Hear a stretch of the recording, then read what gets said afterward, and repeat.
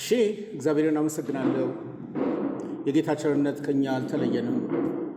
ዛሬ 28ኛው ሳምንታችን ነው። 28ኛው ሳምንታችን ትኩረት ያደረገው በአንድ ጉዳይ ነው። ክርስትና በኢትዮጵያ በ20ኛው ክፍለ ዘመን ድርሳናት ላይ 28 ሳምንታትን ተምረን ለማጠናቀቅ ነው ዝግጅቴ እና ዛሬ 27ኛው ሳምንት ነን። የማጠቃለያ በሚቀጥለው ሳምንት እሰጣለሁ፣ መስከረም 4። ከዛ አዲስ ትምህርት በቀጣይነት ይጀመራል። በዛ ጊዜ ደግሞ ሁላችንም ተገኝተን ትምህርቱን እንማራለን። በ27ኛው ሳምንት እንድንነጋገርበት ያዘጋጀሁት የመጨረሻ ማጠቃለያ የኛው ሰው ምኒልክ አስፋው የጻፈውን መጽሐፍ መሰረት አድርጌ ነው። መጽሐፍ ቅዱስና የትርጓሜ ስልቱ። ክርስትና በኢትዮጵያ እየለመለመ እየሰፋ እየፈካ በመጣ ቁጥር በኢትዮጵያ ብቻ ሳይሆን በዓለም አቀፍ ደረጃ ወደ ዓለም ሁሉ ሂዱ ያለው የጌታ መመሪያ በስራ ላይ ውሏል። በዓለም አቀፍ ደረጃ በስራ ላይ የዋለው ክርስትና የተለያዩ ሴክቶችን ይዞ ደግሞ ቀጥሏል። በአንድ ወገን የካቶሊክ ቤተክርስቲያን አለ፣ የኦርቶዶክስ ቤተክርስቲያን አለ። በኢትዮጵያ የኦርቶዶክስ ቤተክርስቲያን አለ፣ ግን የኢትዮጵያ ኦርቶዶክስ ቤተክርስቲያን ነው ያለው። ወንጌላውያን ቤተክርስቲያናት አሉ። ባፕቲስትም እንደ ባፕቲስት ከመጥምቁ ዮሐንስ የታሪክ ጅማሩ ጀምሮ ለቃሉ ታማኝ በመሆን ክርስቶስን በማላቅ የመዝለቅ ስራን በመስራት እስከ ዛሬ ድረስ ተገኝተዋል። በዚህ ሂደት እንግዲህ ሳምንት ያስተዋወቁትን የምኒልክ አስፋውን ስራ ሊጠቅም በሚችል መንገድ ወደ እናንተ ደግሞ ዛሬ ያደርሳለሁ። የተለያዩ እምነቶች፣ የተለያዩ አስተሳሰቦች፣ የተለያዩ ግምቶች በክርስትና ላይ እንዳሸለምን ፈለቁ። የኔ መልስ ለቅዱሳት መጽሐፍት ያለን ያተረጓጎም መረዳት አንካሳ ስለሆነ ነው የሚል ነው። በየትኞቹም በትልቆቹም በትንሾቹም ብለን በምንላቸው በግለሰብ ደረጃ አንድ ክርስቲያን ከሌላ ክርስቲያን የሀሳብ ልዩነት ቢኖረው የልዩነቱ መንስኤ ቅዱሳት መጽሐፍትን የመተርጎም የመረዳት ጉዳይ ላይ ያለው አቋም የተለያየ ሆኖ መገኘቱ ነው። ያንን ለማጥበብ ነው ምኒልክ ጠንካራ ሰነድ፣ በጥናት ላይ የተደገፈ ሰነድ ከ15 ዓመታት በላይ ጎፍድሮ ያገኘውን ውጤታማ ስራ ለእኛ ያቀረበው። በዚህ መጽሐፍ ውስጥ ያሉትን ቁም ነገሮች እግዚአብሔር የበለጠ ልብ እንድንለው አብረን ጸልየን እንጀምር። እናመሰግናለን ጌታ ሆይ፣ ዕድሜና ጤና ሰጥተኸኝ ያለፉትን 27 ሳምንታት ሳናቋርጥ በዚህ ጉዳይ ላይ የታሪክ ባለቤትነትን እያረጋገጥን ትምህርታችንን አዝልቀናል። ይህ ትምህርት ቀጣይነት ያለው ቢሆንም በ28 ሳምንት ዝግጅት የመጀመሪያው ክፍል ያልቃል። ወደ መጨረሻ ስላደረስከን አመሰግንሃለሁ። ለእኔም ለወገኖቼም አቅምና ጸጋ ስለሰጠን አመሰግንሃለሁ። ይህን ዝግጅት በዓለም አቀፍ ደረጃ የሚመለከቱ የሚያጠኑ ትምህርቱን የሚከታተሉ በአንተ ይባረኩ ዘንድ የአንተን ፍቃድ ያስተውሉ ዘንድ ለምንሃለሁ። ሁሉ ለአንተ ክብር ይሁን በኢየሱስ ክርስቶስ ያው ስም። ምኒልክ አስፋው ይህን መጽሐፍ ለመጽሐፍ መንስኤ የሆንኩት ምናልባት እኔ ሊሆን ይችላለሁ። የዛሬ 35 ዓመት በአማኑኤል ባፕቲስት ቤተክርስቲያን ስናገለግል የትመማ ፕሮግራም ከፍተን ነበር። መቼም የትመማ ፕሮግራም እንዲጀምር ፓስተር በቀለ ላቀው ያደረጉት አስተዋጽኦ በጣም ትልቅ ነው እና በዛ የትምህርት ተቋም ውስጥ ዳይሬክተር ሆኜ ወይም መሪ ሆኜ ሳገለግል ኮርሶች የተሟሉ ሆነው ወደ ሰዎች እንዲደርሱ አውደ ጥናቶችን አስጀምረን ነበር። በቤዛ የቀጠለው የአውደ ጥናት ፕሮግራም ከዛ የወሰድነው በኋላችን ነው። አውደ ጥናቶች ለየት ያሉ ርዕሰ ጉዳዮችን የምናስተናግድበት የውይይት፣ የምክክር፣ የምርምር ዝግጅት ነው። ስለዚህ ምኒልክ አስፋው የመጽሐፍ ቅዱስና የትርጓሜ ስልቱን አዘጋጅቶ እንዲያወያየን ፔፐር እንዲያቀርብ ኃላፊነት ሰጥቼዋለሁ። ምኒልክ ኃላፊነትን ከተቀበለ የሚወጣ ሰው ነው። ስለዚህ የብዕር ስሙን ተጠቅሞ የመወያያ ጽሑፍ አቅርቦ በምኒልክ ትምህርት ቤት 4 ኪሎ ባለው ተከራይተን በምንጠቀምበት አዳራሽ ትምህርቱን አቅርቧል። ያ ከሆነ 35 ዓመታት አልፈዋል። ያን ካቀረበ በኋላ ለ15 ተከታታይ ዓመታት በዚሁ ላይ ብቻ ሰፊ ጥናት ሲያደርግ ከርሟል። ድርሳናትን ወደ እናንተ ይዤ ስመጣ በጥናት የተደገፉ በምርምር የተደገፉ ናቸው ስል እውነቴን ነው። የዚህ ሰው ስራ ከ15 ዓመታት በላይ የተለያዩ ሰነዶችን በተለያዩ ቋንቋዎች የተጻፉትን እያጠና ይዞልን የመጣው ሰነድ በጣም ግሩም መጽሐፍ ነው። ከዚህም የተነሳ ምኒልክ የድሮውን ዘመን አስቧል። የብዙ ትውልዶችን ዓመታት አስተውሏል። የቀደሙትን አባቶች ጠይቋል እንዲያስታውቁት። ሽማግሌዎችን በትውልድ መካከል ያሉትን አስተዋይ ሽማግሌዎችን ፈትሿቸዋል። የነገሩትን ደግሞ አጣጥሞ ከ400 ገጽ በላይ ባለው መጽሐፉ ጽፎታል እና ያ መጽሐፍ በአሜሪካ በስፋት ተሰራጭቷል፣ እዛው ታትሞ። እዚህ ደግሞ ራዕይ አሳታሚ ድርጅት ኃላፊነቱን ወስዶ አሳትሞታል። በእያንዳንዱ ክርስቲያን እጅ ሊኖር የሚገባው ነው ብዬ አምናለሁ። የምኒልክን ጥናት ከዘዳግም 32:7 ጋር ነው አሁን ስናገር ያጣጣምኩት። የድሮውን ዘመን አስብ፣ የብዙ ትውልድን ዓመታት አስተውል፣ አባትህን ጠይቅ ያስታውቅህማል፣ ሽማግሌዎችን ጠይቅ ይነግሩህማል። ሰነዱ እውነተኛ ሰነድ መሆኑን ለማረጋገጥ የተለያዩ ሰዎች በተለያየ ቤተ እምነት ውስጥ ያሉ ሰዎች እንዲፈትሹለት አድርጓል። ከባፕቲስት ወገኖች፣ ከፔንቴኮስታል ወይም ከጴንጤቆስቴ እምነት ተከታዮች፣ ከካቶሊኮች፣ ከኦርቶዶክሶች፣ ከተለያዩ ሰዎች እንደገና ሚስዮናውያን በኢትዮጵያ በርካታ ዓመታት የኖሩ እነርሱ መጽሐፉን እንዲያዩት እንዲመረምሩት ቀድሞ ሰጥቷቸዋል ለህትመት ከመብቃቱ በፊት። ለዚህ ነው ስቲቭ ብራያንን አንስቼ የሰጠውን ምስክርነት ያደነቅኩት። ስቲቭ ብራያን በኢትዮጵያውያን መካከል ተገኝቶ የኢትዮጵያ ቤተ ክርስቲያናት በአብዛኛው ያላቸው ችግር በተሳሳተ መንገድ ቅዱሳት መጽሐፍትን መተርጎም ነው የሚል ማጠቃለያ የሰጠው። ለዚህ መድኃኒቱ ይሄ ሰነድ ነው ያለው። ሰለሞን ጥላሁን ወደ ጌታ ሄደው ወንድማችንም ማስመሪያ ያገኘን ያለው መለኪያ ወደ አንድነት የምንመጣበት መግባባት የምንችልበት በአንድ ርዕሰ ጉዳይ ተነጋግረን መፍትሄ ልናገኝ የምንችልበት መለኪያ አሁን አገኘን የሚል መልስ ነው የሰጠው። ሰለሞን በአሜሪካ ባሉ ቤተ ክርስቲያናት ነው ሲያገለግል ኖሮ ወደ ጌታ ሄደው። በጴንጤቆስጤው ማህበረሰብ ዘንድ ስመጥር የሆነው ፕሮፌሰር አታላይ ዓለምም የነገረን ይኸው ነው። የቅዱሳት መጽሐፍት አረዳድ በየቤተ እምነቱ ይለያያል። በተለይ አስተማሪ የመንፈስ ቅዱስ ነው። እኔ ከተቀባው ነው የምማረው። ፊደል ይገላል። እኔ የተረዳሁትን እኖረዋለሁ የሚል ሰፊ ማህበረሰብ በኢትዮጵያ ዘንድ አለ፣ በወንጌላውያኑ ዘንድ እና ፕሮፌሰር አታላይ ዓለም በዛ መካከል ተገኝቶ መጽሐፍ ቅዱስ የሰው ድርሰት አለመሆኑን፣ የምርምር ውጤት አለመሆኑን፣ የሳይንስ መጽሐፍ አለመሆኑን፣ ነገር ግን የመላው ፍጥረት ባለቤት የሆነው እግዚአብሔር በመንፈስ ቅዱስ አማካኝነት ለትውልዱ ሁሉ ሐሳቡን ያስታወቀበት መጽሐፍ ነው ያለው እና ያን መጽሐፍ ግን አንብበን ስንተረጉም እንደየመልካችን መለያየት በየፊናችን ሄደንበታል። ይሄ መጽሐፍ ከተጻፈ በኋላ ግን ይሄ ሊሆን አይገባም ነው ያለው። እኔም የሰጠሁትን ምስክርነት ባለፈው ጊዜ አንስቻለሁ። ዶክተር ማሙሻ ፋንታም የሰጠው ምስክርነት አንስቻለሁ። የእነዚህን ሰዎች ምስክርነት ማነሳው ለሌላ ለምንም ጉዳይ አይደለም። መጽሐፉ ገበያ ላይ እንዲወደድ አይደለም። በተለያየ ቤተ እምነት ውስጥ ያሉ ሰዎች መጽሐፉን አንጥረው አይተው የሰጡት ምስክርነት ከ20ኛው ክፍለ ዘመን ሰነድ ጋር ሲጣጣም ጉልበት ይሰጠናል፣ አቅጣጫ ይሰጠናል የሚለውን ነገር እንድናይ ነው። መጽሐፉን በሚጀምርበት ጊዜ ምኒልክ አስፋው ከጎኑ አነሳስተውት የነበሩት ሰዎች ምን ብለውት ነበር የሚለውን እንደ መግቢያ አድርጌ ብጠቀም ጥሩ ነው። በመጽሐፉ መቅድም ላይ ምኒልክ እንዲህ ብሏል። በዚህ ዓለም የሚደረጉ ነገሮች በአብዛኛው በአንድ ሰው ጥረት ብቻ የሚከወኑ አይደሉም። ይህ ማስተዋል በጣም ትልቅ ነገር ነው። ትናንትና ፓስተር ኃይለልዑል ስለ ሲስተም ሲያስረዳን ሁሉ ነገር ተገጣጥሞ ነው አንድ ነገርን ወደኛ የሚያደርሰው። ተገጣጥሞ ያፈነገጠ ነገር ካለ የትም አይደረስም። አንድ ሰው አንድ ነው፣ አንድ እንጨትም አይነድም።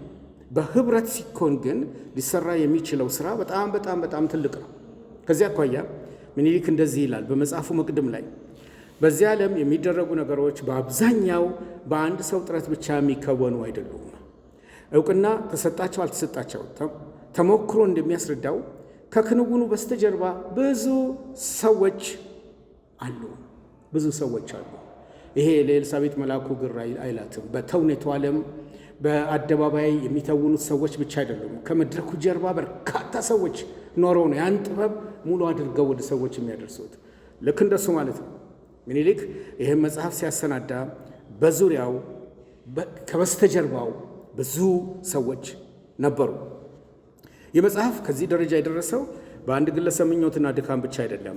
መጽሐፉን ለማዘጋጀት በስራው ከተጠመድኩበት ጊዜ አንስቶ ከ35 ዓመታት በፊት በርካታ ወዳጅ ዘመዶቼ በብዙ መንገድ ደግፈውኛል። አንዳንዶቹ እንዲያውም ከጥንስሱ ጀምሮ የነበሩ ናቸው። ከጥንስሱ ጀምሮ ከነበሩት መካከል ስሜ ታደሰ፣ ዳዊት ካሳዬ፣ መርዳሳ ካሳዬ፣ ሰለሞን ጥላውን፣ ዶክተር ተስፋዬ ሮበሌ፣ ዘሪሁን ኃይሉ ይገኙበታል ይላል። ይሄ ምስክርነቱ ነው። ተስፋዬ ሮበሌ በእኛም ጋር እየመጣ የሚያገለግለን የብዙ መጽሐፍት ጸሐፊ ነው። ተስፋዬ ሮበሌ በቶሎ ታትሞ ለንባብ እንዲበቃ በመጎትጎት ይላል በሱ ሕይወት ውስጥ አሻራውን ያኖረው ቶሎ ይነበብ የሚል ጎትጓች እሱ ነበረ። ሰለሞን ጥላውን ገለጻዎችና ትንታኔዎች ሳይረቁ ሳይወሳሰቡ በተቻለ አቅም ቀላል እንዲሆኑ ይወተውተው ነበር። አታወሳስበው ይለው ነበር።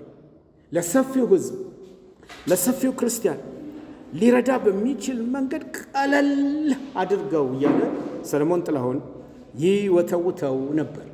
በነገራችን ላይ አቅሎ መጽሐፍ ነው ከባድ። አቅሎ መጽሐፍ በጣም ከባድ አቅምም የክህሎት ልቀትም የሚጠይቅ ነው። የሰለሞን ጥላውን ጥያቄ በሱ ዙሪያ ይሄ ነበር። ዘሪሁን የሱ ወዳጅ ነው። ዘሪሁን ኃይሉና ዳዊት ካሳዬ በቤዛ የምናውቀው ወንድማችን ነው። በአሜሪካን አሁን ያለው። እነዚህ ሁለት ወንድሞች በመጽሐፉ ውስጥ ኢትዮጵያውያን ቅዱሳት መጽሐፍትን እንዴት እንደሚያነቡ የሚያትት እንዲካተትበት ይለምኑት ነበረ። ለኢትዮጵያውያን አውድ እንዲመች አድርገው ኢትዮጵያውያን ሲያነቡት ሊረዱት በሚችሉበት ደረጃ አቅም እንዲፈጥር ኢትዮጵያውያን ቅዱሳት መጽሐፍትን እንዴት እንደሚያነቡ የሚያትት ምዕራፍ ይኑረው ነው ያሉት። አድርጎታል። የሚገርም ነው። ጥቁሮች መጽሐፍ ቅዱስን ሲያነቡ፣ ነጮች መጽሐፍ ቅዱስን ሲያነቡ፣ አውሮፓውያን ሲያነቡት፣ አሜሪካውያን ሲያነቡት በንባብ ላይ ልዩነት ሊኖር ይችላል። ይህን ከግምት ውስጥ በመክተት እነዚህ ሁለት ወንድሞች ለኢትዮጵያውያን በሚበጅ መንገድ እንዲሰራ አድርጎታል። ስሜ ታደሰ ብሎም አንስቶልኛል። ብዕር አይንጠፍ እንቅልፍም አይጥናብህ በማለትና ሁልጊዜ ለመልካም ሥራ መትጋት ተገቢ እንደሆነ በማሳሰብ ወኔ ሰጥቶኛል።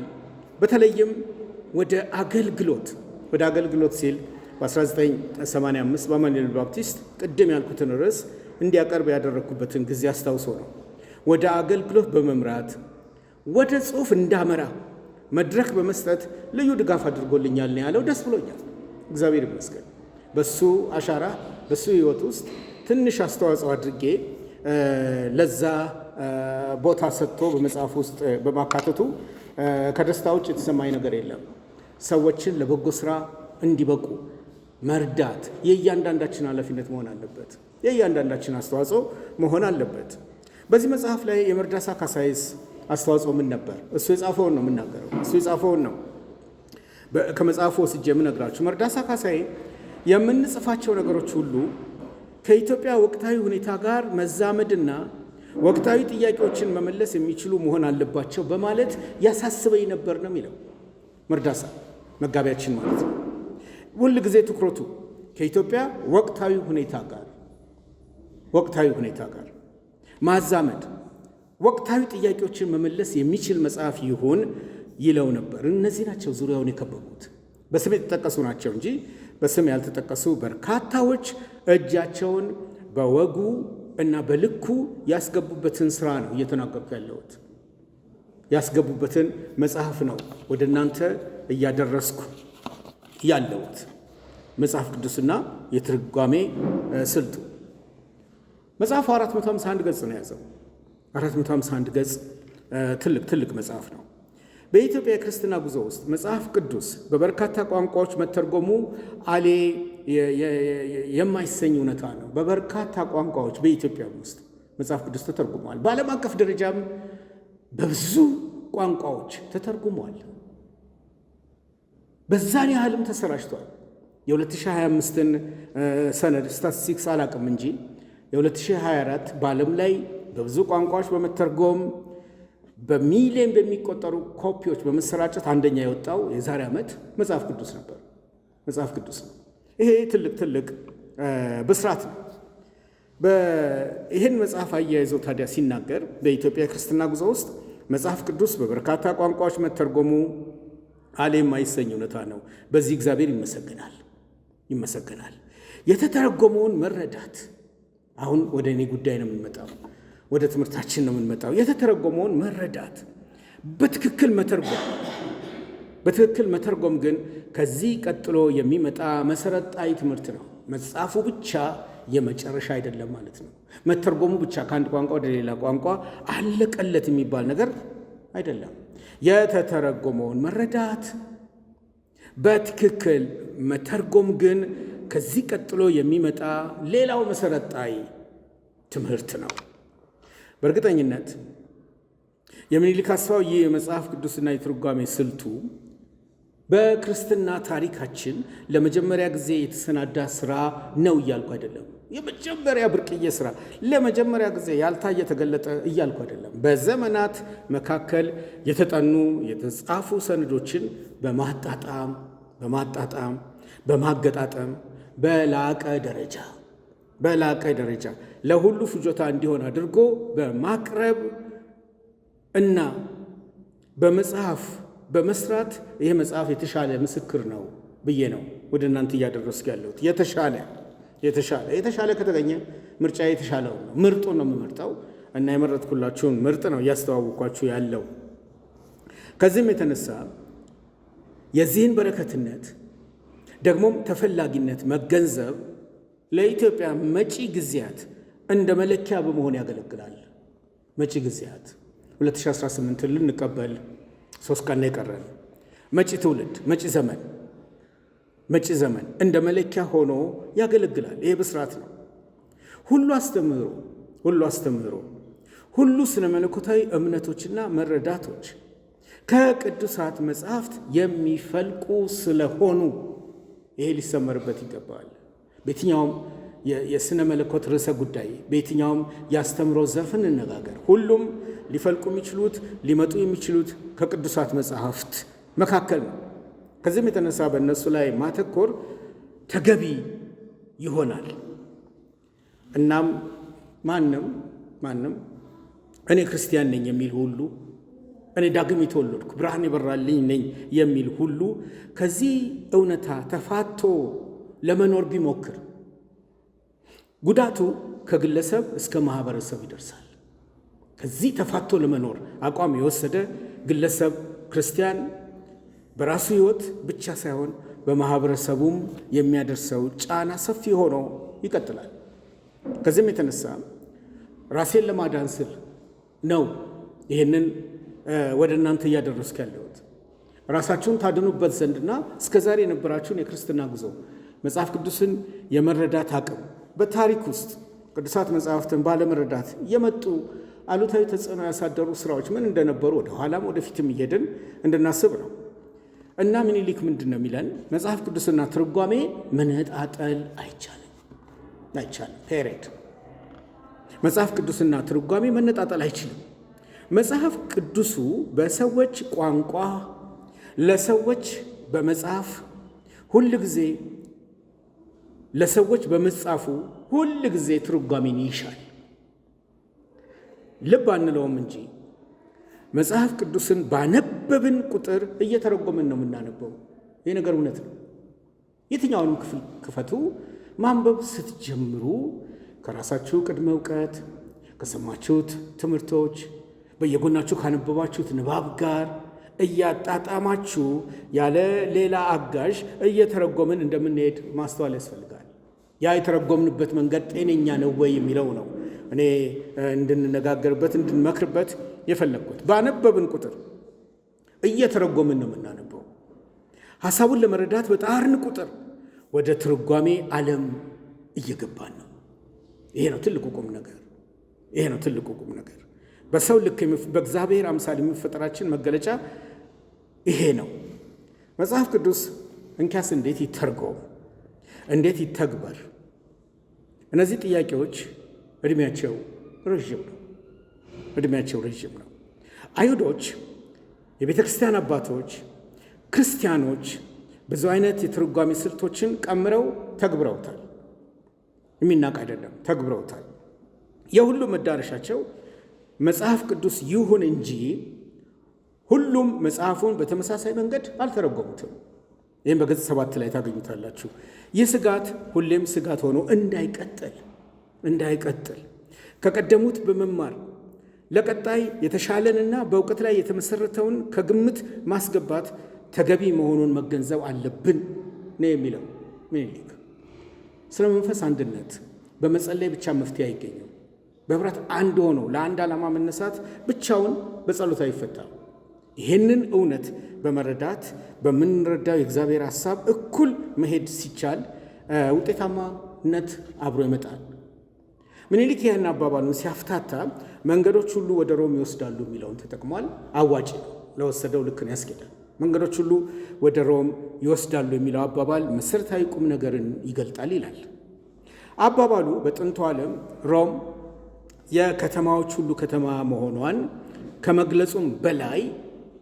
ከመግለጹም በላይ የዓለም መዳረሻና መናገሻ መሆኗን ያሳያል። ይሄ ነበር በዘመኗ ሮም የዓለም መዳረሻ፣ ያ ብቻ ሳይሆን መናገሻ ከተማም ነበረች እና በጥንቱ ዓለም መንገዶች ሁሉ ወደ ሮም ይወስዱ ነበር። በእርግጠኝነት የትርጓሜ ስልቶች ልዩ ልዩ እንደሆኑ ይታወቃሉ።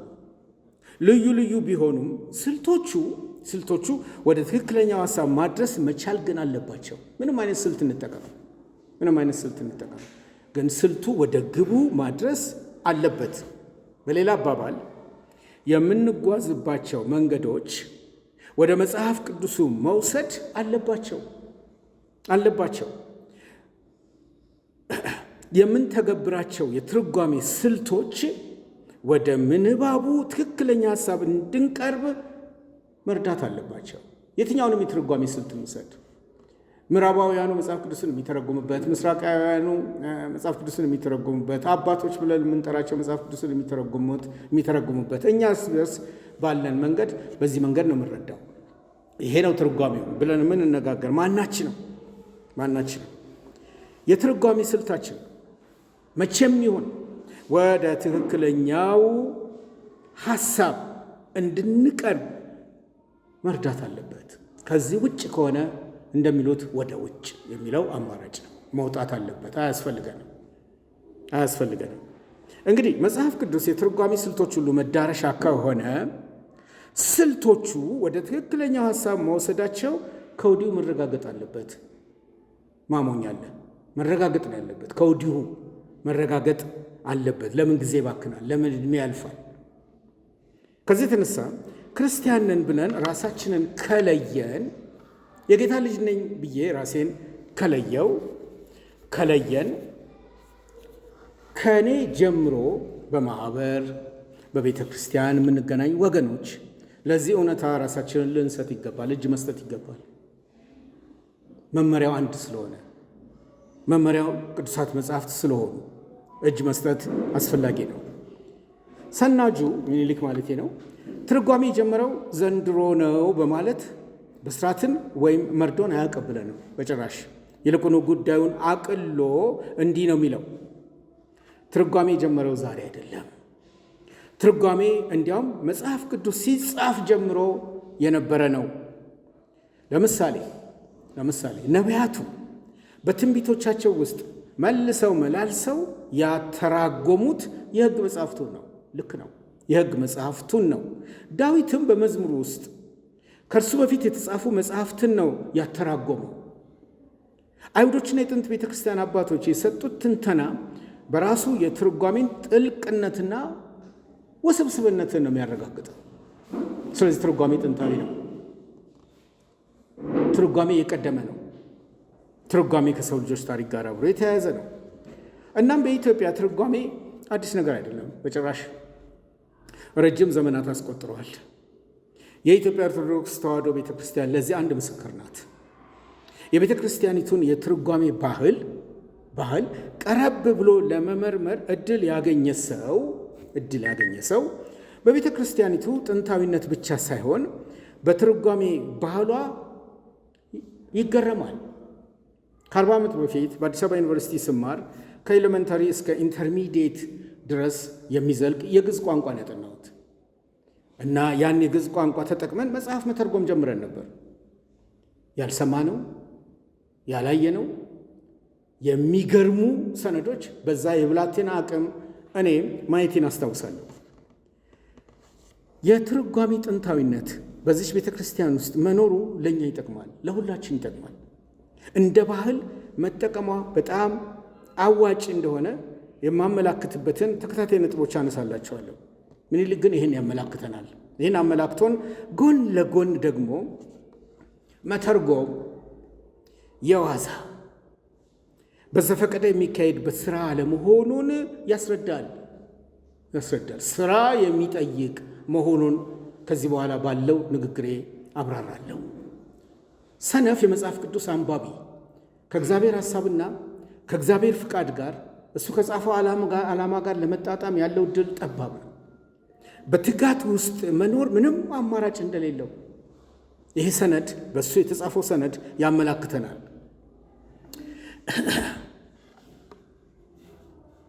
ሰዎች ተወልደው ያደጉበት ታሪካዊና ባህላዊ ዳራ የራሱ የሆነ ተጽዕኖ አለው።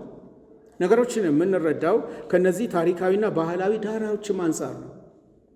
ሁላችንም የዚህ ውጤቶች ነን። ማናችንም ልንክደው አንችልም። ተነጥለን የጌታ ስለሆን ካለሞተናል ብንል ግን ታሪካዊና ባህላዊ ዳራችንን ይዘን ነው የተገናኘ ነው። ይህን ማወቅ ጥሩ ነው። ለምሳሌ አፍሪካውያንና አውሮፓውያን ቅድም እንዳልኩት መጽሐፍ ቅዱስን አንብበው የሚረዱበት መንገድ ድሃ የሚባሉ ሀገሮች የሚኖሩ ሰዎችና በበለጸጉ ሀገሮች የሚኖሩ ሰዎች መጽሐፍ ቅዱስን አንብበው የሚረዱበት መንገድ፣ ነጮች መጽሐፍ ቅዱስን አንብበው የሚረዱበት መንገድ ጥቁሮች ከሚረዱበት መንገድ ይለያል። በመሰረታዊ ነገር ማለት አይደለም፣ ይለያል። የመረዳት አዘንብሎት ይለያያል። ይሄ መለያየት ስላለ እና ምን ይበጃል? የሚበጀው እንደ ምኒልክ አነጋገር መቅደመ ልባዊያችንን መግራት ያስፈልጋል። ከስላሴያውያንና ከክርስቶሳዊ የትርጓሜ ስልት መጀመር ያስፈልጋል። ደግሞ አለው የሚበጀው ለሁሉ መቅደመ ልባዊያችንን መግራት ለመረዳት በሞከርን ቁጥር ከስላሴያዊ አስተምህሮና ከክርስቶሳዊ እይታ አኳያ በመተርጎም መጀመር አስፈላጊ ነው። ገጽ 8 ላይ ይህን ነው የሚነግረን። ይህን በኋላ ላይ አብራራለሁ። ይህንን ሲናገር አጥኚው በስራው ብዙ ተግቷል። በዘመናት መካከል ያፈነገጡ ትርጓሜዎች ሊታረቁ ወይም ሊለዝቡ የሚችሉት በዚህ በአሁኑ መንገድ ስንቃኝ ነው በማለት መፍትሄን ይዞ መጥቷል። ይህን ስልት ካልተከተልን ደግሞ የቅዱሳት መጽሐፍቱን መንፈስ ሙሉ በሙሉ ላናስተጋባ እንችላለን። የመጽሐፍቱን መንፈስ ሙሉ ለሙሉ አለማስተጋባት ደግሞ የትርጓሜ ስልታችንን አንካሳነት ከመጠቆሙም በላይ አበው ኑፋቄ በማለት ወደሚጠሩት ድምዳሜ ሊያደርስ ይችላል።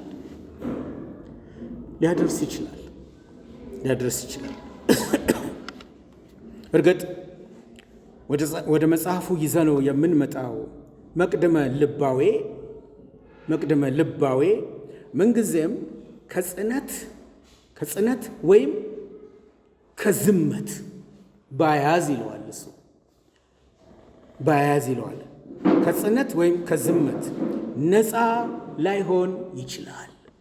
ሁሌም መጽሐፍ ቅዱስን ስናነብ የራሳችን የሆነ ባያዝ ዝመት አለን፣ እናጋድላለን። ወዳደግንበት፣ ወደ ባህላችን፣ ወደ ቋንቋችን፣ ወደ ማንነታችን የማጋደል ዝመት አለ። መቅድመ ልባዊ ብሎ የሚለው ይህን ዝመት ነው። መቅድመ ልባዊ ብሎ የሚጠራው ይህንን ነው። መቅድመ ልባዊ ከዝመት አለመጽዳቱ ሊያስደነግጠን አይገባም። መቼመች የማይለቅ አባዜ ነው ይላል። በቃ መቼመች የማይለቅ አባዜ ነው፣ ዝመቱ ነው። ይህን ትርጉም እንዲህ ነው ብዬ እንድል ያበቃኝ ወይስ በጤናማ መንገድ የሚለው የኔ ግል ፍተሻ ነው። ዝመታችን የትርጓሜውን ሂደት ፍጹም እንዳይገራ ሀይ ከተባለና ገደብ ከተበጀለት ዝመታችን መዝመም ራሱ ውሎ አድሮ በመጽሐፉ መንፈስ ይቀረጻል። በዚህ እየተጋን ከሄደ ቤተ ክርስቲያን በዚህ እየተጋች ከሄደች ይገራል። መጽሐፉ የሚኒሊክ መጽሐፍ ማለት ነው በርካታ መርህ የሚሆኑ አዋጆችን ይዟል። ከአዋጁ አንዱን ብቻ ነው ማነሳው። በርካታ መርህ ፕሪንሲፕልስ አስቀምጧል። መጋቢ ኃይለ ልዑል መካከላችን ስለተገኘ ደስ ይለኛል። ይህን ሳቀርብ ከመጽሐፍ ቅዱስ ጋር እሱ ተጋብቶ የሚያገለግል ወንድማችን ነው። የሥላሴያውያንን የመጽሐፍ ቅዱስ ማህበር ለመጀመሪያ ጊዜ ለኢትዮጵያውያን ያበረከተልን ወንድም ነው። ስለዚህ የዛሬ ትምህርታችን ማጠቃለያ ነው። ኃይለ ልዑል የመጽሐፍ ቅዱስ ትርጓሜ ላይ ነው እየተናገርኩ ያለሁት እና ይሄ ትርጓሜ በሚቀጥለውም ሳምንት ይጠናቀቃል። የምለው ነገር ይገባሃል። በኋላ ማስተያየቱ መስጠት ታግዘናል ብዬ ተስፋ አደርጋለሁኝ። ቀዳሚ መርህ አዋጅ መካከል አንዱ የአንድ ምንባብ ቀዳማይ ትርጉም። ምንም ነገር እናንብብ ከቅዱሳት መጽሐፍት። የአንድ ምንባብ ቀዳማይ ትርጉም በደራሲው እንጂ በተደራሲው ወይም በአንባቢው አይወሰንም። እኔ እንዲህ ነው የተረዳሁት፣ እንደ ፍጥር ጥራችሁ ብሎ መሄድ አይቻልም። እኔ ያመንኩትን ይዤ ዘልቃለሁ ብሎ ንግግር የለም። ለምን? ይሄ ፕሪንሲፕል ይዘናል። የአንድ ምንባብ ቀዳማይ ትርጉም በደራሲው እጅ ነው ያለው። በእግዚአብሔር እጅ ነው ያለው።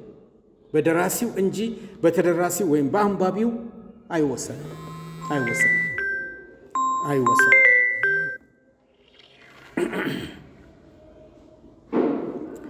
እንግዲህ አንባቢው ሳይሆን ወሳኙ ምንባቡና የምንባቡ ጸሐፊ ነው ማለት ነው። ወሳኙ እግዚአብሔር ይመስገን።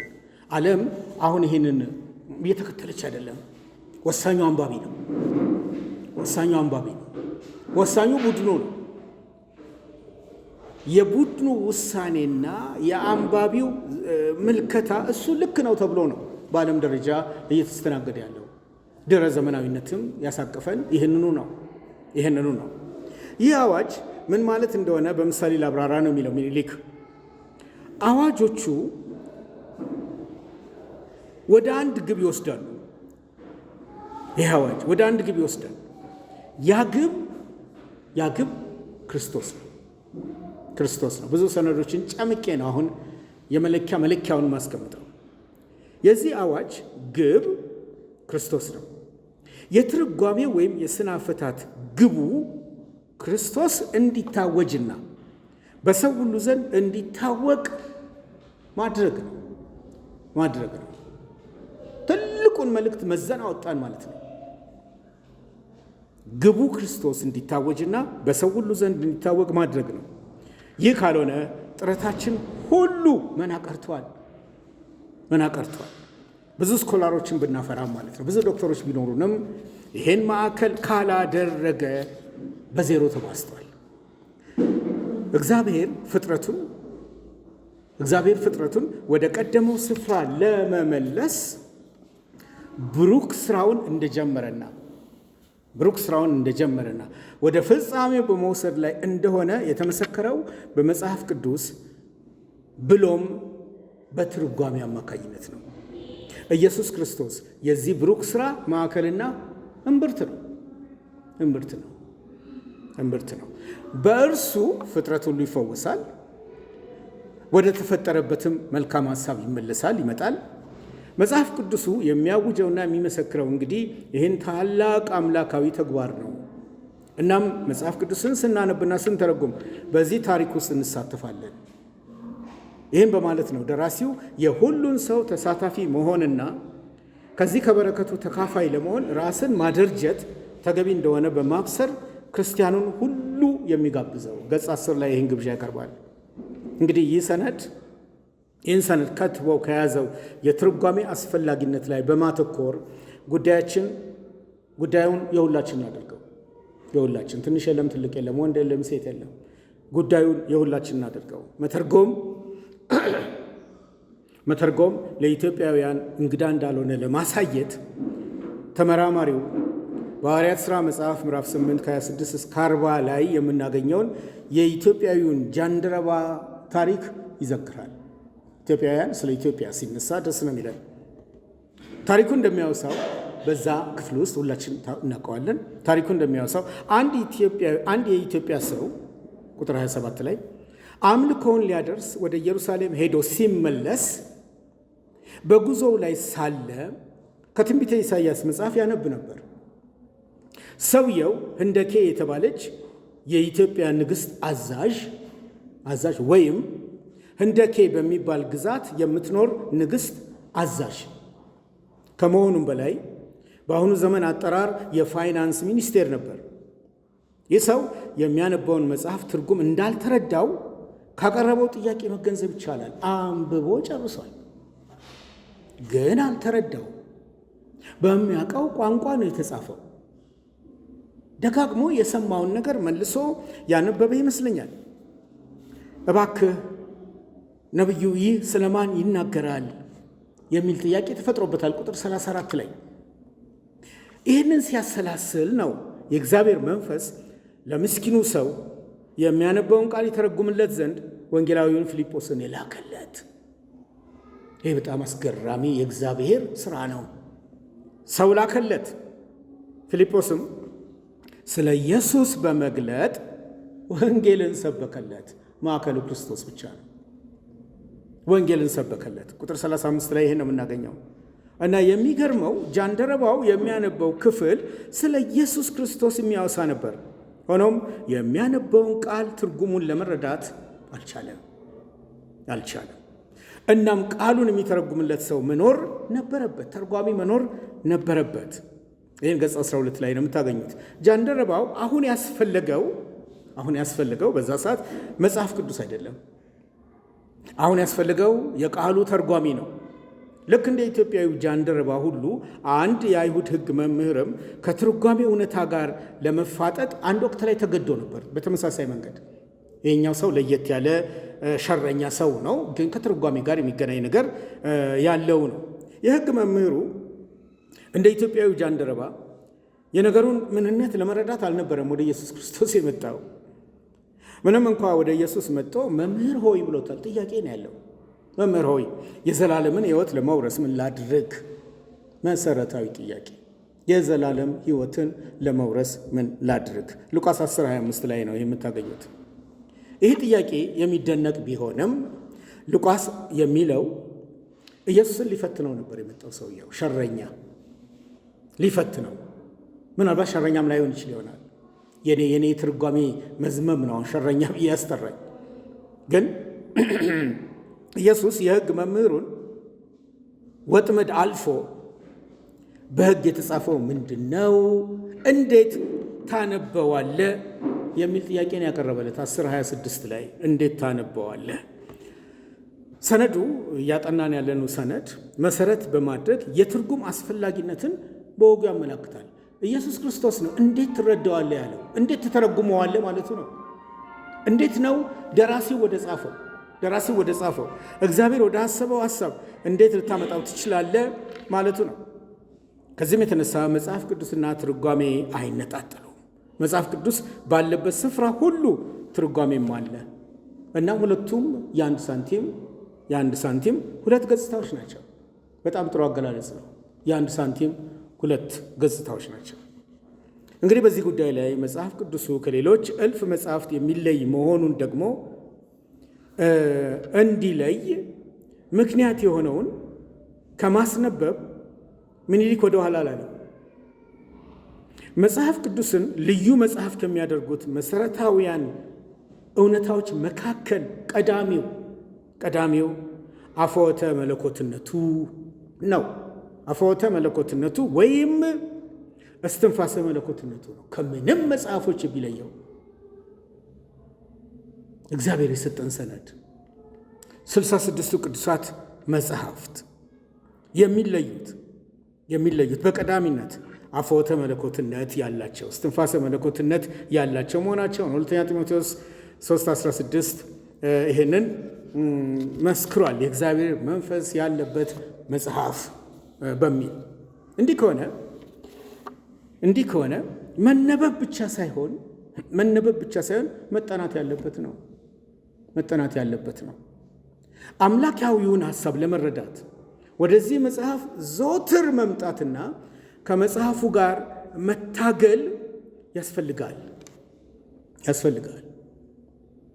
ኪዳነ ወልድ የሚባሉት የአማርኛ መዝገበ ቃል የግዕዝ አማርኛውን ያዘጋጁት ይህን ሙግት ነው ተሻግረው ሄዱት። በትምህርት ያቀረብኩላችሁ አለቃ ታየ ገብረ ማርያም ይህን ሙግት ነው ተሻግረው ሄዱት። በትምህርት ጥናቴ ላይ ያቀረብኩላችሁ አስቴር ገኖ በኦሮምኛ የቋንቋ ትርጓሜ ውስጥ ይህን ሙግት ነው ተሻግራ ያለፈችው። ትርጉም ይህ መጽሐፍ በሰዎች ቋንቋ ለሰዎች ቢጻፍም ቀዳማዊ ምንጩና አብይ ጭብጡ ግን እግዚአብሔር ብቻ ነው። አብይ ጭብጡ እግዚአብሔር ነው። መጽሐፉ ስለ ሰዎች ይናገር እንጂ ዋና ትኩረቱ ሰዎች አይደሉም። ይህ በጣም የሚገርም ነገር ነው። ዋና ትኩረቱ ሰዎች አይደሉም።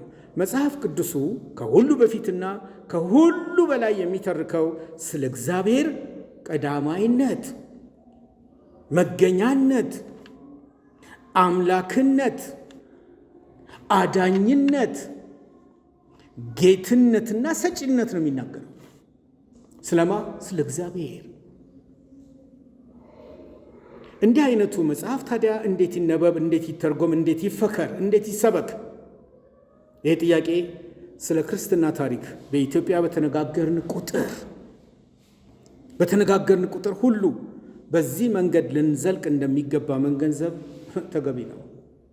ያለፉትን 26 ሳምንታት ክርስትና በኢትዮጵያ በሰነዶች ላይ ስናጤን የተለያዩ ጥያቄዎችን አንስታችሁልኛል። የተለያዩ ከትርጉም ጋር የተገናኙ ናቸው። ይሄኛውን ሐሳብ ስንረዳው መስመር ውስጥ ይገባል። የሚስተካከሉ ነገሮች አሁንም ከትርጓሜ አኳያ ተሰርተው መስተካከል ይኖርባቸዋል። እንግዲህ እንዳሰናጁ አባባል የእግዚአብሔር ሐሳብ የተጠበቀው በዚህ መጽሐፍ ከሆነ በአንጻሩም የእግዚአብሔር ሐሳብ በአግባቡ መተላለፍ ካለበት መጽሐፉን በዘፈቀደ ልናነበውም ሆነ ልንተረጉመው አንችልም ማለት ነው። በዘፈቀደ ተርጉሞ እዚህ ቦታ ላይ መቆም ጽዩፍ ነው። የእግዚአብሔር መንፈስ ያለበትን መጽሐፍ በሁለት አቅጣጫ ካለ ሰይፍ የተሳለ መሆኑን የተገለጠለትን መጽሐፍ ወደ ነፍስ ዘልቆ የሚገባውን መጽሐፍ ስንገልጥ ከፍተኛ ጥንቃቄ ማንም ሰው በግልም ሲያጠና በጋራም ቢያቀርበው ተመሳሳይ ጥንቃቄ እንዲያደርግ መጽሐፉ ጥብቅ መልእክት ይሰጠናል። የእግዚአብሔር ሐሳብ የተጠበቀው በዚህ መጽሐፍ ከሆነ በአንጻሩም የእግዚአብሔር ሐሳብ በአግባቡ መተላለፍ ካለበት መጽሐፉን በዘፈቀደ ልናነበው ወይም ልንተረጉመው አንችልም። መጽሐፍ ቅዱስን በመጽሐፍ ቅዱስ መተርጎም ካለበት መነበብም ያለበት ከሆነ ከፊት ወደ ኋላ እንዲሁም ከኋላ ወደፊት ብናነብ ለክፉ አይሰጠንም። ምን ማለት ነው? ብሉይ ኪዳን በአዲስ ኪዳን መነጽርነት ሊነበብ፣ አዲስ ኪዳንም በብሉይ ኪዳን መነጽርነት ሊነበብ ይችላል። ቅዱስ አውግስጢኖስ በአራተኛው ክፍለ ዘመን የነበረ ሰው ነው። በታሪካችን ደጋግመን የምናነሳው እኔ የማከብረው ሰው ነው። በእግዚአብሔር ልዑልነት ላይ በውጀት ታሪክ ጉዳይ ላይ የጻፈልን ሰው ነው። ቅዱስ አውግስጢኖስ በትክክል እንዳመለከተው አዲስ ኪዳን በብሉይ ኪዳን ውስጥ ተሰውሯል። ይህን በልባችን መያዝ ጥሩ ነው። አዲስ ኪዳን በብሉይ ኪዳን ውስጥ ተሰውሯል፣ ብሉይ ኪዳንም በአዲስ ኪዳን ተገልጧል። የዛሬ 1600 ዓመት ይሄ የእግዚአብሔር ሰው የገለጠው። አንዱ በሌላው መተርጎም እንዳለበት ነው የሚያሳስበው። በሌላ በኩል አንዱ ያለ ሌላው ሙሉ ሊሆንና ሊጎለበት እንደማይችል ነው የሚያሳየው። በዛው የምትመሰረትበት ጊዜ ከሰራናቸው ስህተቶች አንዱ ከመልእክት ውጭ ሌላው ወደ ውጭ ብለን ነበር። ለቤተ ክርስቲያን የተጻፈው መልእክት ብቻ ነው ቀድሚያ ሊሰጠው የሚገባ የሚል አንድምታ የያዝን ጎረምሶች ነበር። ይሄ ሲነግረን ግን ሁሉም መጽሐፍ በኩል አቅም አንዱ በሌላው ውስጥ ተደጋግፈው ትናንትና መጋቢ ኃይለ ልዑል እንዳለው ሲስተማታይዝድ ሆኖ ስልት ባለው መንገድ ተገጣጥሞ እንዳለ ማየት አስፈላጊ ነው የሚሆነው። የዛሬ ዝግጅቴን ለማጠናቀቅ እና ቀሪውን ለሚቀጥለው ሳምንት ለመተው ልብ ልንል የሚገባውን ተናግሬ ላቆም። ልብ እንበል። ክርስትና በኢትዮጵያ የሚለውን የ20ኛውን ክፍለ ዘመን የተመረጡ ሰነዶች አንስቼ ሳስነብብ አጽንኦት በመስጠት በአንድ ጉዳይ ላይ እንድናተኩር ነው የምፈልገው። ያ ተተኳሪ ጭብጥ በዚህ መጽሐፍ ላይ እንዲህ ተነቧል። ያ ተተኳሪ ጭብጥ 27ቱን ሳምንታት ገምዶ የሚይዝልኝ ጭብጥ እንዲህ ተነቧል። ክርስቶስ የእግዚአብሔር የመጨረሻው መገለጥ ነው። ይሄ ነው ክርስቶስ የእግዚአብሔር የመጨረሻው መገለጥ ነው። ይህም በልጁ በዚህ ዘመን መጨረሻ ለእኛ ተናገረን ስለሚል አለቀ። ዕብራውያን 1:2 ከዚህም የተነሳ ነገሮች ሁሉ መያያዝና መገናዘብ ያለባቸው ከእርሱ አንጻር ነው። ነገሮች ሁሉ ሊገናኙ ሊገጣጠሙ መቻል ያለበት ከእርሱ አንጻር ነው። በመጽሐፍ ቅዱስ ውስጥ ከዳር እስከ ዳር እንደተመሰከረው ክርስቶስ የሁሉም ነገር ልብ እንዲሁም ማዕከልና እምብርት ነው። ከዚህም የተነሳ የሁሉም ነገር መፍቻው ቁልፍ ክርስቶስ ነው።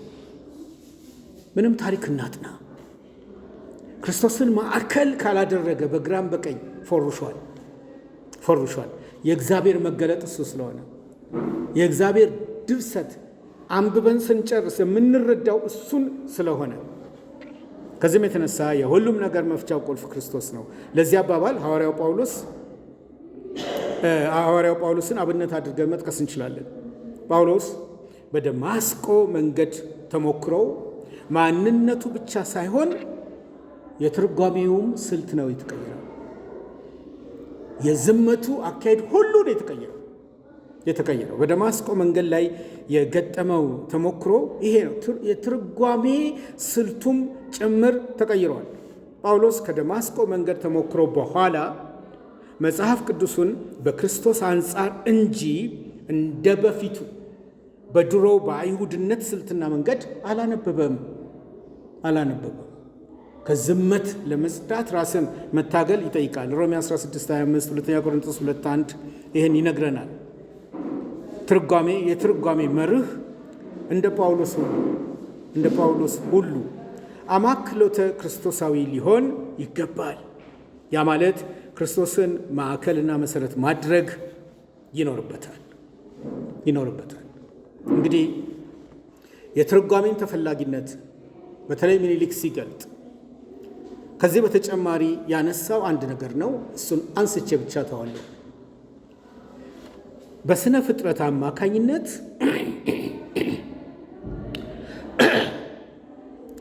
ፍጥረት አማካኝነት የእግዚአብሔርን ማንነትና ምንነት በመጠኑ ለመረዳት እድል ቢኖረንም እግዚአብሔርን በስነ ፍጥረት ውስጥ ልናውቀው እንችላለን። ለመረዳት ነው የተወሰነ እድል የሚሰጠን። ከሁሉ በላይ ግን በመጽሐፍ ቅዱስ በተለይም በልጁ በኢየሱስ ክርስቶስ አማካኝነት ያገኘነው መገለጥ ወደር የለውም። ታዲያ ይህ ክርስቲያናዊ ነገረ መለኮት ወደ ትክክለኛው ድምዳሜ መድረስ የሚችለው ስሉሳዊውን የእግዚአብሔርን መሰረት ያደረገና ክርስቶስን ያማከለ መጽሐፍ ቅዱሳዊ ትርጓሜ ስንከተል ነው። ስላሴያዊ የመጽሐፍ ቅዱስ ትርጓሜ። ስለዚህ ሥላሴያውያን የመጽሐፍ ቅዱስ ማኅበር በኢትዮጵያ በዓለም አቀፍ ደረጃ መመስረቱ ከትርጉም አኳያ ሥላሴ ላይ ያተኮረ ትርጉም፣ ክርስቶስ ላይ ያተኮረ ትርጉም እሱ ነው ጤነኛ የሚለውንም ያበስርልናል ብዬ አምናለሁ። እንግዲህ ከሁሉ ቀዳሚ እግዚአብሔር ቢሆንም ቅዱሳት መጽሐፍትንና ትርጓሜው የእግዚአብሔርን ማንነት ለመረዳት ወሳኝ ሚና አላቸው። ከጌታ ጋር አብሮ ለመዝለቅ ውጤታማ ሕይወት እንዲኖረን በተናጠል ይሄንን ሕይወት የግላችን ማድረግ አለብን። ቢዚ ነን፣ ጊዜ የለንም፣ እሁድ የሰማሁት ስብከት ይበቃኛል፣ የትም አያደርስም። በዚህ በአሁኑ ዝግጅታችን የትም አያደርስም። በግላችን የምንሰራው የምናጠናው ጥናት ግን ወሳኝ ነው። በገጽ 14 ላይ እንደሚነግረን ልክ ነው። ከእግዚአብሔር በፊት ምንም ነገር አልነበረም፣ ራሱ እግዚአብሔር እንጂ። ይህ እግዚአብሔር ምን አይነት እግዚአብሔር ነው ቢባል ግን ራሱን በሥላሴነት የገለጠው አምላክ ነው። የመገለጥ ቋሚ በሆነ መንገድ በመጽሐፉ ተጠብቋል። በመጽሐፍ ቅዱስ ማለት ነው።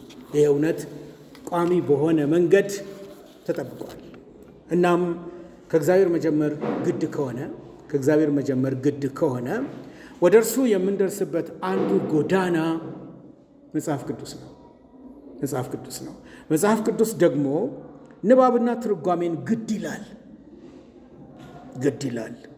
ማንም እንደሚያውቀው ስለ እግዚአብሔር ያለንን መረዳትና ግንዛቤ በቅዱሳት መጽሐፍት ትርጓሜያችን ላይ ተጽዕኖ እንደሚያሳድር ሁሉ ቅዱሳት መጽሐፍትን የምንተረጉምበት መንገድ ስለ እግዚአብሔር በሚኖረን መረዳት ላይ ተጽዕኖን ያሳድራል። በእኔ እምነት ወደ ትክክለኛው አምላካዊ ሐሳብ ለመድረስ ክርስቶስን ያማከለ መጽሐፍ ቅዱሳዊ ትርጓሜ መከተል ይኖርብናል። ምክንያቱም መጽሐፍ ቅዱስ በአንድም ሆነ በሌላ መንገድ ከዳር ዳር የሚተርከው የነገሮች ሁሉ ማዕከልነት ወደ ሆነው ወደ ኢየሱስ ክርስቶስ ነው። ለምን? ከሰማያት የተነገረው ድምፅ እሱ ነው። እርሱን ስሙት ማቴዎስ 17:5 ይሄ ነው። ታዲያ ስለ ትርጓሜ አስፈላጊነት እንዲህ ከተመካከር መንፈስ ቅዱስ ምንድን ነው ድርሻው? ከመንፈስ ቅዱስ ጋር የአንባቢዎች ግንኙነት ምን ይመስላል? በመጪው ሳምንት አንስቼ ማጠናቀቀው